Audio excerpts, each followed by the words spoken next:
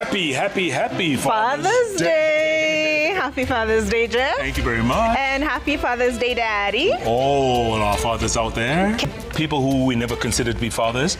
Mothers who are trying to be fathers. What? Single moms? Yeah. Who have to carry, yes. Way to be fathers, who have to fill both shoes. Yeah, correct. Yeah. We wish them happy Father's Day as well. Yeah. Right? Got a great show for you today. Oh, heart-wrenching story. Yes, Albert Ojwang. His wife. Yeah. He's not going to have a Father's Day with his young family. Yeah, his dad has been left without a son, and his son has been left without a father. Yeah. Oof.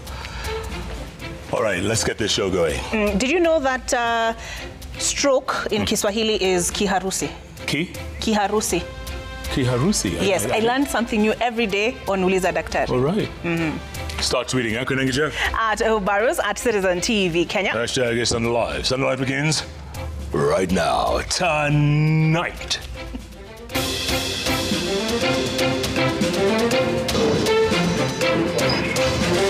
Trailing Ojwang killers. 3 remandees suspected to have been used to assault Albert Ojwang in police custody, arrested. I know that we can't bring his life back, but seeing him get justice and seeing those people that got involved being charged for what they did will at some point make us have peace of mind. Calls for DIG Lagat's resignation. Ojwang's widow calls for justice as ODM leaders mount more pressure on DIG Lagat to resign. Sometimes I demand to die. Agony of Gen Z protest survivor. 37-year-old Daniel Nderitu struggle after losing his leg during the 2024 demos. We cannot hand over to people hawana mpango. Ati mpango yao Ruto must go. Sasa, I don't believe this broad-based government is anything to follow. Taunting the opposition. President Ruto slams Gachagua as Kalonzo dismisses calls to join Kenya Kwanza coalition.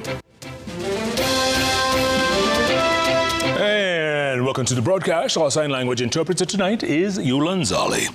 Now, 3 inmates believed to have used to assault a blogger, Albert Ojwang, leading to his death, have been arrested. Now, the suspects, believed to have been detained or detainees at the Central Police Station when Ojwang was booked in, are alleged to have been used to brutally torture him before being mysteriously released. They were apparently apprehended on Sunday and are expected to be arraigned on Monday alongside the officer commanding police station, Samson Talam.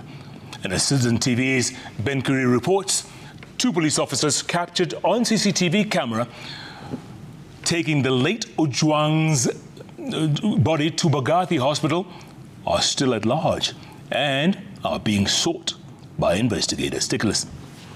The investigation into the brutal murder of blogger and teacher Albert Ojwang is gaining momentum, with the Independent Policing Oversight Authority IPOA arresting 3 more suspects believed to have played a role in his torture and death while in police custody. The 3, Gina Mitoa Bwao, Collins Karani Reri, and Brian Mwaniki Njue, who were detainees at the Central Police Station when Ojwang was booked in, are now being held separately at Kilimani, Mudangari, and Kileleshwa police stations. Sources close to the investigation say that police officers used the trio to torture Ojwang, resulting in his death. The suspect's lawyer claims the 3 had been arrested on miscellaneous application, held for 5 days and released. Now, we have not been told what charges are to be preferred. The IPO officers who arrested them are only indicating that it is related to the murder of Ojwang. The arrest comes as IPOA recovers critical CCTV footage that had allegedly been tampered with in an apparent attempt to destroy evidence. Investigators say much of the footage that is central to the ongoing probe has been retrieved, and they are left with 36 hours of footage to reconstruct. The 3 civilians are expected to be arraigned on Monday alongside Officer Commanding Station Samson Talam, who is currently in custody at the Langata police station. Meanwhile, IPOA is pursuing 2 more police officers who were captured on CCTV footage at Mbagathi Hospital, transporting Ojwang, who was already dead by the time he arrived. One of the officers has been identified as Deputy OCS Samuel Nganga, who was the duty officer on the night in question.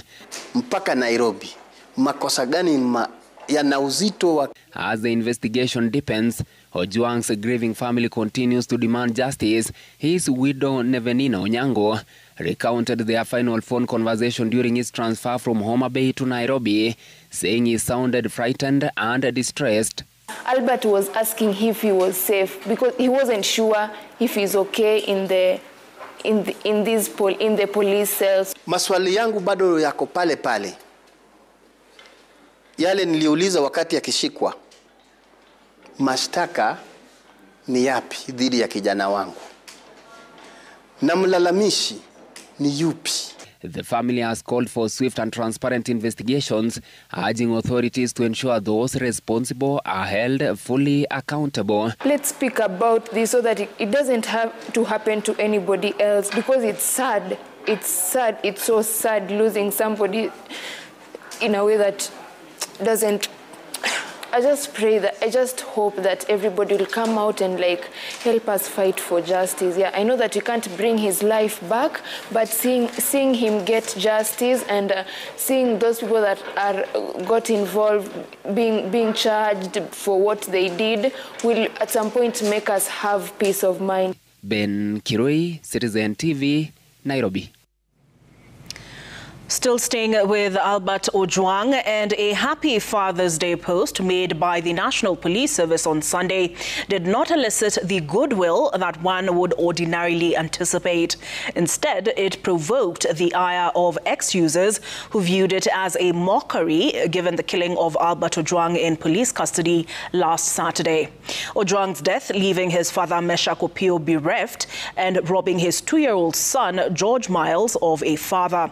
Let's sample some of the reactions that were posted in response to the National Police Service. Here we have Makao Musyoki, who asks, is this sarcasm by the National Police Service?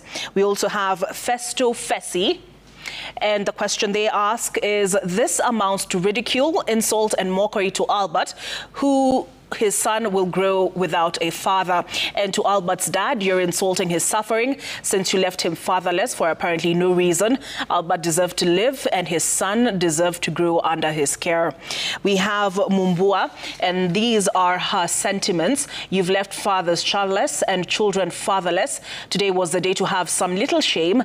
This is very insensitive considering the current circumstances. Then we have E. Mwash 245, and their sentiment is good message, but one should read the room before posting something. We have Mwiruti Tom, and their sentiment is, reading this under the current circumstances breaks my heart. My prayer is that humanity will have a place in our hearts someday. And finally, Namatsi Kamala, and they say, what an irony. This is like dancing on the graves of so many innocent, especially young men who lost their lives at hands of police. Sad messages. Now, back in Homa Bay, the family of the late Ojwang officially began the mourning period known as Golo Yuak, as burial arrangements intensify. Now, Ojwang's father and widow arrived home in the evening for the mourning period in Furunzi village on the outskirts of the Malindi town in Kilifi County. It's grief all over, as neighbors, friends described Ojwang as a vibrant young man whose life inspired all of them in that village. Our very own Marianne Nyambura has a look at the life and times of Albert Ojwang, the man the community knew and cherished. Traditional songs rented the air at the homestead of Albert Ojwang's father in Furunzi village, Malindi. Friends, neighbors and relatives gathered here to hold prayers for the late Albert. A week since his passing, the village remains in shock. Kusema lela ukweli tunaumia. tunaumia roho wana Kilifi. Manake ni kama ile kupoteza hot cake. Tumepokonywa nyama mdomoni. Na huzuni kubwa toka nisikie kifo cha kijana huyo ambaye alikuwa hana matatizo na mtu. Alikuwa hana shida na mtu kabisa. Kwa sababu nilimjua akiwa bado ni mdogo. Nilishangaa sana na kifo. Stephen Odhiambo, Ojwang's close friend, is at a loss for words. He recounts their strong bond which began in their university days and grew into an unbreakable brotherhood bond. We are not happy at all. Kwa sababu the death of Albert imeacha mwanya kubwa sana. Moso as a brother, tulibaki naye wawili tangu mzee aende nyumbani. Ile during ile time ya corona mzee alienda nyumbani. Sasa tulibaki kama ni wewe, yeye na mimi. Kama kuna issue tulikuwa tunasolve na yeye watu wawili. The community here not only mourns Ojwang, the man, son and teacher that many have come to know him as, but a young man who had a promising future. One whose life had an impact across the village. Residents even contributed to his education, as they remained hopeful that their contribution will pave way for a brighter future. Tulikuwa tuko na matumaini, nyota yetu imeng'ara, at least watu wa pwani nao wanajulikana nao ni wasomi. Hivi tumerudishwa nyuma. Tunalani hicho kitendo kilichofanyika. Tunakilani sana. Kabisa. Na tumeona kwamba waliokamatwa ni kidogo na ni wengi wahusika. Tunaomba serikali ya Kenya wote walioshiriki hicho kitendo wakamatwe na haki itendeke. Tunataka haki ya mtoto wetu. Ombi langu ni kwamba wale mapapa wakubwa waweze kushikwa, ndio roho zetu sisi wana Kilifi zitulie. And back in the rural home in Homa Bay, parents of Albert arrived home this evening as tradition demands to officially begin the mourning period, known as Goloyoak, as burial arrangements gain momentum. Marian Nyambura, Citizen TV. Pressure continued to mount for Deputy Inspector General of Police Eliud Lagat to be arrested. Political leaders led by the Homa Bay Governor Gladys Wanga calling for swift and thorough investigations. The leaders, aligned with the broad-based government, insist they will push for accountability from within, vowing to uphold the agreements that brought them together, including the commitment to end extrajudicial killings. As Emily Chebet now reports, religious leaders are also demanding the resignation of all those mentioned in connection with the murder. The calls for justice in the killing of blogger Albert Ojwang have taken center stage in both political and religious circles. Homa Bay Governor Gladys Wanga, who doubles up as ODM national chairperson, strongly condemning the killing of Ojwang. What we want is to be told what Kenyans are looking for. Who orchestrated this murder? Who murdered this young man? For what reason was this young man murdered? Ojwang's murder sparking unease within the broad-based government, with some leaders now questioning the value of the agreement between the Kenya Kwanza administration and ODM, particularly the commitment to end extrajudicial killings. It included inclusivity. It included stopping extrajudicial killings. It includes all those things. There has been no going back on that broad-based. We are in it because we are already in it, inside it. So we will stick inside there, and within it, we will demand for justice, we will demand for a stoppage to extrajudicial killings, we will demand it from within there. In this broad-based government, we are saying we must be respected. Our lives must be respected. And under no circumstance will we let go the death of Albert Ojwang. We should ask the president, please, you are the commander-in-chief of the armed forces of Kenya. Please ask your people and your security team to make sure that we get to the bottom of the killings that are happening in Kenya. Elsewhere, religious leaders from various denominations condemned the killings and urged authorities to act swiftly. Everybody who is involved should step down. If they later are found not guilty, no problem. They'll be reinstated to their places of work. If they are found guilty, they must face the full law of the nation.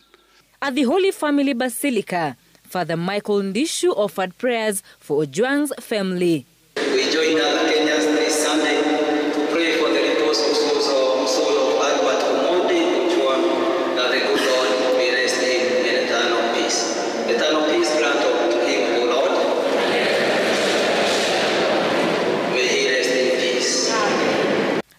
religious leaders called for personal and collective responsibility from anyone who has been mentioned in the murder. Emily Chebet, Citizen TV. At the same time, opposition leaders Kalonzo Musyoka, Rigathi Gachagua, Martha Karua and Eugene Wamalwa are calling for the immediate arrest and prosecution of Deputy Inspector General of Police Eliud Lagat and Director of Criminal Investigations Amin Mohammed over Albert Ojwang's killings. Now, the leaders, who have vowed to remain united, are accusing President William Ruto's regime of orchestrating rampant corruption, as our very own Seth Olale reports. Speaking at the Holy Spirit Church in Kagio Town, Mwea, Kirinyaga County, Democracy for Citizens Party, DCP, party leader Rigathi Gachagua led calls in demanding the resignation and subsequent prosecution of Deputy Inspector General of Police Eliud Lagat and DCI boss Amin Mohammed for being allegedly implicated in the brutal killing of Albert Ojwang. CCTV imeonyesha alifika amekufa. Akaketi hapo 24 minutes wakingoja tu because he is already dead. So that DCI must be prosecuted. That DIG must be prosecuted. The former deputy president, who was accompanied by People's Liberation Party leader Martha Karua, urging the international community to take action against President William Ruto's administration for kidnappings and extrajudicial killings. Parliament is compromised, with the exception of a few leaders there. So international community must come in through for the people of Kenya. In Karen, Nairobi County, Wiper leader Kalonzo Musyoka and his DAP-K counterpart Eugene Wamalwa called for the National Police top leadership to take full responsibility for the killing of Albert Ojwang. Lagat should be arrested and prosecuted because some of us are senior lawyers and we know, we can see it. Toka kwa IG Kanja mwenyewe, mkuu wa polisi, yule wa DCI Bwana Amin, yale yote wameeleza wa Kenya na familia ya Ojwang imepatikana kuwa ilikuwa ni ya uongo. Speaking at the Salvation Army Church, Wiper leader Kalonzo Musyoka rejected calls by Deputy President Kithure Kindiki to join President William Ruto's broad-based government with Raila Odinga. I don't believe this broad-based government is anything to follow. It is blood-based. The latest addition is blood, Ojwang. In a quick rejoinder, Deputy President Kithure Kindiki said, and I quote, "I hear my big brother Kalonzo has said he doesn't wish to work with me politically. This is fine with me. For the unkind things he has said about me, I won't answer him back publicly. Not because I can't, but because I never do public duels with people I respect." Seth Olale, Citizen TV. President William Ruto now says his critics in the opposition have no agenda for the country and are only out to divide the country along ethnic lines. Speaking in Lugari constituency in Kakamega County, the president said his administration will not be deterred from delivering on its promises to Kenyans. Stephen Leto has more. Lugari constituency in Kakamega County played host to President William Ruto, who used the opportunity to tell off the opposition leaders who have been mounting criticism against him. President Ruto termed the opposition as clueless with zero intent to uplift Kenyan livelihoods. Hawa watu wengine hawana mpango, musipoteze na we cannot hand over to people hawana mpango. Ati mpango yao Ruto must go. Sasa Ruto must go itakusaidia na nini? President Ruto said his administration is focused on delivering its mandate to Kenyans, accusing the opposition of tearing the unity fabric in the country by propagating politics of hate and division. Hujui vile vijana wetu watapata kazi, hujui vile kilimo itaendelea, hujui vile watoto watasoma, huna mpango ya ajira ya vijana, you have no plan to do anything. Ni mtakubali hii story hao watu ambao hawana mpango yoyote. Ati kazi yao kubwa ni ukabila, shares, sijui ya nani, sijui chuki, sijui kisirani, hata angalia wakiongea, wanaongea na kisirani mingi sana. Peace in our country is not an option. Kupendana in our country is not an option. Tunataka kuona Wakenya kila mahali. Leaders who accompanied President Ruto from the Western Kenya region told the president to be firm in championing the broad-based government arrangement to ensure every part of the country gets its fair share of development. Kuna jamaa wa shares ambaye alikuwa anasema ati sisi tupewe 30%, anasema vitu zingine zote ziende huko kwao. Ile wakati alikuwa deputy president, books of account inaonyesha yeye ndiye alidhulumu wa Kenya, akasema kila kitu iende wapi? Kwao. Hii opposition ya Kenya hii ni ya mdomo tu. Ukiwauliza agenda yenu ni nini? Hadi tunataka kutoa William Ruto kwa power. Na wana agenda. Ukiuliza William Ruto agenda yako ni nini? Anasema SHA. Watu wa Kenya wapate matibabu.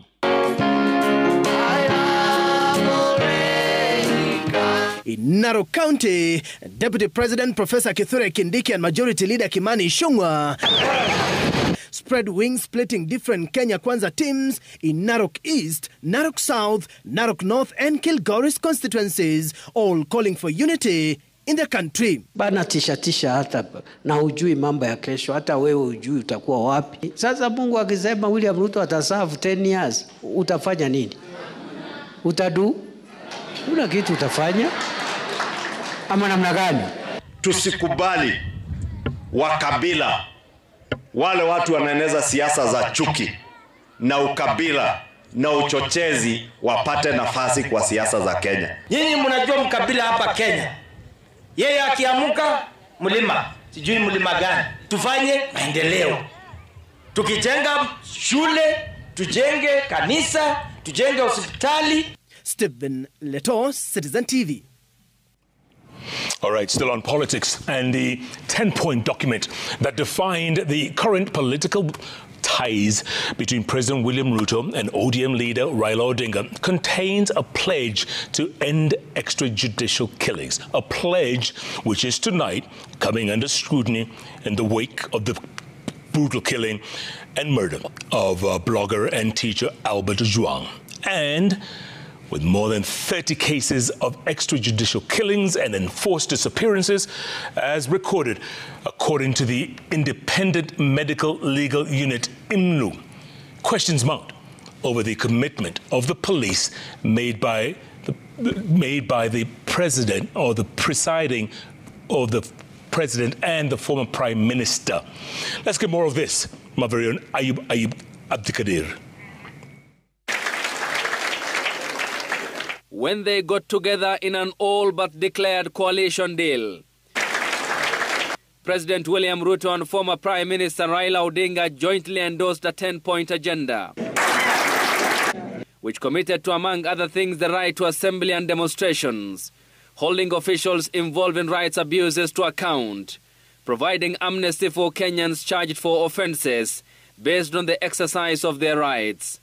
We share a common goal: to build a united, secure, and prosperous Kenya under a government that is capable, committed, and willing to ensure abundance and opportunity for all, without exception.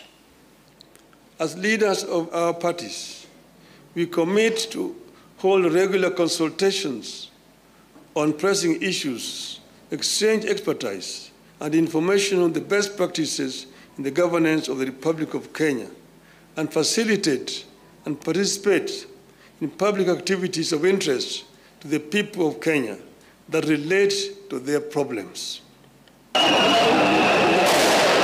But some of the pledges have seemingly been difficult to keep.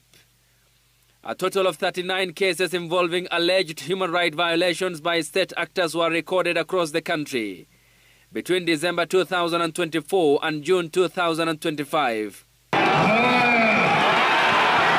The period within which the broad-based arrangement was founded. Glaring abuses ranging from extrajudicial executions, enforced disappearances, and torture, cruel, inhumane, and degrading treatment. The abuses relating to protests, arrests, custody, and other forms of police engagement. According to the Independent Medical Legal Unit, the National Police Service is implicated in the majority of cases, while the Kenya Wildlife Service, the Kenya Forest Service, and Kenya Prison Service are also implicated. And against the backdrop of the grim statistics, the Ruto-Raila political fabric has suffered yet another stain. The brutal murder in police custody of teacher and blogger, the late Albert Ojwang. The macabre killing of Albert Ojwang has rattled the country, drawing condemnation from both sides of the political divide, but drawing in the meantime questions on lessons never learned and promises never kept. Ayub Abdikadir, Citizen TV. As the country edges closer to the first anniversary of the 2024-2025 Finance Bill Gen Z-led protests, victims of the protests continue to bear the brunt of the scars. 37-year-old Daniel Nderitu, who was amputated after suffering 2 gunshot wounds to his left foot, continues to recover at his house in the Witemere area of Nyeri, even as efforts to get him a prosthetic leg get underway. Kamau Mwangi has more. Sometimes I demand to die. June 25th, 2024 was supposed to be a day like any other for 37-year-old Daniel Nderitu, who had for the better part of that day remained at home as Gen Z's led anti-finance bill protests in Nyeri town. The thought, however, that his 3 children would miss the day's meal pushed him to leave the comfort of his house to the Nyeri Nyahururu Matatu terminus, where he worked as a manual laborer, pushing cargo to wherever it needed to go. It is during his first such assignment that things changed suddenly and fast. Nikasikia mguu yote imeganda. Kuangalia nyuma hivi nikauliza mama aje. Ulikuwa unaenda gari za wapi? Akasema za. Mimi kuchukua hii mguu nikamwambia mguu inyulike. Nikasikia kuganda ya pili. Saa hiyo nikiwa nasikia hii kuganda ya pili nilikuanga chini. And with that, Daniel had been shot twice on his left foot. Tuliinua hii nini? Trouser juu. Damu ilimwagika, na kwa paipu hapa kana nilikuwa nakwambia kanateremsha damu kanapanda hivi. Juu mimi sasa nimeanguka nimejikaza hivi sababu ya uchungu. Niliona damu huko. Jamaa mwenye alikuwa ananisaidia hata wa leo sijawahi muona. Extensive damage having been done on the artery that supplies blood to the lower foot, doctors at the Nyeri County Referral Hospital had to amputate him to salvage his left limb. It is a solution that has come with its challenges for the past year. Inakuwa ngumu atanakunywa pombe. Anachukua miti hizo zake anasema ndaenda kujilusha kwa mtu. Na mimi mwenyewe naenda kumchukua namleta kwa nyumba na muongelesha pole pole. Mimi sikuwa nakaa hapa. Mimi nilikuwa nakaa hapo mimi Gangarithi. Nyumba ya 45. Sasa niko 2000 na niko na deni. Niko na deni ya miezi 4.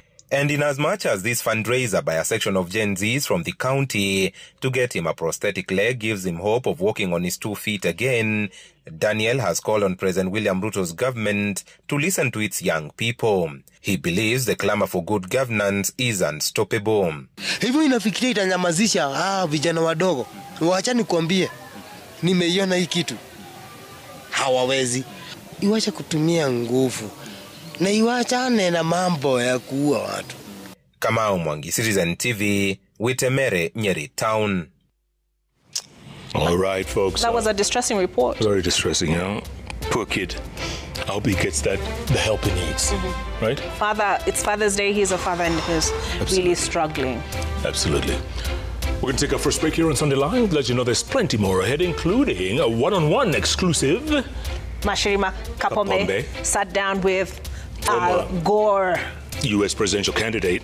Yeah, Al Gore, but I feel like his name is bigger than even the vice presidency. Yeah. You were telling me he was Bill Clinton's vice president. Correct, for 2 terms. I remember him for 2 terms. Yeah. Oh, really? So I remember him from the George Bush election in 2000. Very close. He came very close to winning. Yeah, I read that he won the popular vote. There you go. But lost it at the electoral college stage.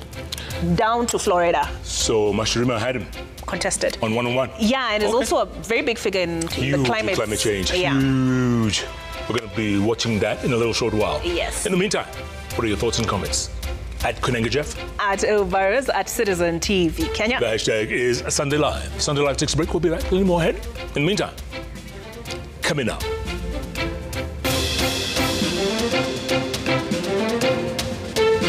Tukapewa 1.2 million. Ndio hii shamba imeenda. Mtu amepanda miti karibu anavuna.